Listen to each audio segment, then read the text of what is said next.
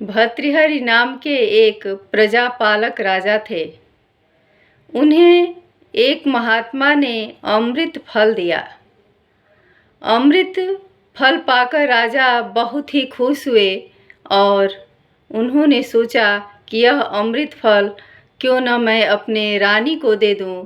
रानी खा लेगी तो अमर हो जाएगी और वह हमेशा युवा रहेगी तो मेरा मन प्रसन्न रहेगा।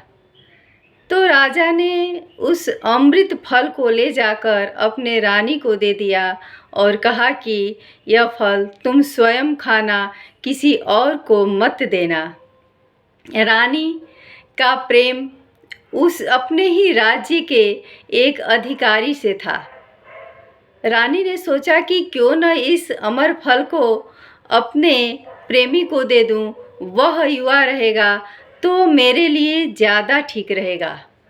और रानी उस अमर फल को लेकर के उस अधिकारी के पास गई जिससे उनका प्रेम था। उस अमर फल को रानी ने अपने प्रेमी यानी अपने ही राज्य के अधिकारी को दे दिया और अधिकारी यह जानकर कि यह अमर फल है, इसको खाने के बाद व्यक्ति युवा ही रहता है, अमर हो जाता है, बड़ा प्रसन्न हुआ और वह उस फल को लेकर उसका प्रेम एक उसी राज्य के वेश्या से था, उसको दे दिया। वेश्या उस अमर फल को लेकर के सोचने लगी कि यह अमर फल है, इसे खा कर के मैं अमर हो जाऊंगी तो मेरे अमर होने का क्या लाभ है। क्यों न मैं इस अमर फल को इसी राज्य के राजा को दे दूं, क्योंकि ये इस राज्य का जो राजा है वह प्रजा का पालक है, प्रजा की बहुत अच्छे से देख रेख करता है। अगर वह राजा अमर हो जाएगा तो कितने लोगों का हमेशा कल्याण होता रहेगा। इसलिए इस अमर फल को मैं नहीं खाऊंगी, मैं इस फल को राजा को ही दूंगी। वेश्या ने उस फल को लिया और राज दरबार में पहुंच गई।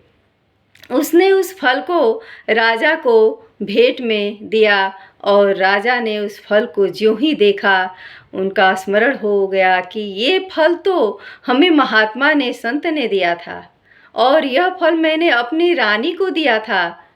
यह फल वेश्या के पास कैसे पहुंचा। तब उन्होंने रानी को बुलाया और रानी ने कहा कि क्षमा याचना, हे महाराज, मुझसे गलती हो गई। और उन्होंने बताया कि मैंने ही अपने राज्य के अधिकारी को इस फल को दिया था और अधिकारी से मेरा लगाव था। फिर अधिकारी को राजा ने बुलाया तो अधिकारी ने बताया कि राजन, मैंने ही ये फल वेश्या को दिया था क्योंकि मेरा प्रेम वेश्या से था। इस तरह का वृतांत सुनकर राजा को बहुत ही दुख हुआ। उनके अंदर वैराग्य जागृत हो गया कि मैं जिस रानी को इतना चाहता था, जितना प्रेम करता था, मेरे अंदर किस चीज़ की कमी है। ये रानी मेरी नहीं हुई तो फिर बताओ इस संसार में किसके ऊपर भरोसा किया जाए, यह संसार कैसा है। और यह सोचकर राजा के अंदर वैराग्य जागृत हुआ और उन्होंने अपने राजपाट को छोड़ करके वैराग्य धारण कर लिया। इस कहानी से यह सीख मिलती है कि कभी भी अपने लोगों के साथ जो आपसे लगाव रखते हैं, जो आपसे प्रेम करते हैं, जो आपके ऊपर न्योछावर हैं, उनके साथ कभी भी छल कपट धोखा नहीं करना चाहिए। भला बताओ कि रानी को ऐसा करने की क्या ज़रूरत थी, राजा के पास किस चीज़ की कमी थी। इसलिए कभी भी ऐसा नहीं करना चाहिए। हमेशा सात्विक और शिष्टाचार पूर्वक जीवन को जीना चाहिए, छल कपट से, धोखे से दूर रहना चाहिए। यही मैं आप लोगों से कहना चाहूँगी।